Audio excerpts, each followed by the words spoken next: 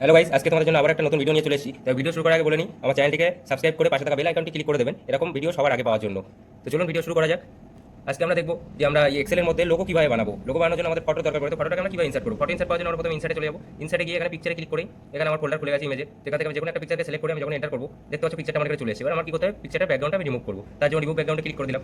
Remove ব্যাকগ্রাউন্ডে click করার পরে দেখতে পাচ্ছ আমার একটা ক্রপের শেপ চলে এসেছে।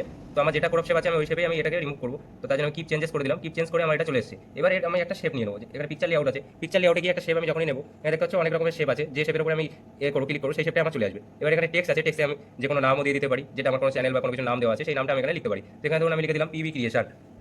পিবি ক্রিয়েশন পিবি ক্রিয়েশন দিয়ে দিলাম। পরে দেখতে পাচ্ছি আমার শেপটা এখানে চলে এসেছে। এবার এটাকে আমি আমার নিজের মতো করে যেরকম ছোট দরকার, ছোট যেরকম বড় দরকার সেরকম বড়ভাবে এটা আমি শেপ করে নিতে পারি। এবার এখান থেকে তুমি অন্যরকমভাবে শেপ চেঞ্জ করে নিতে পারো। তো আজকের ভিডিও এই পর্যন্ত। এরকম আরও ভিডিও পেতে চ্যানেলটি সাবস্ক্রাইব করে আমাদের পাশে থাকবেন।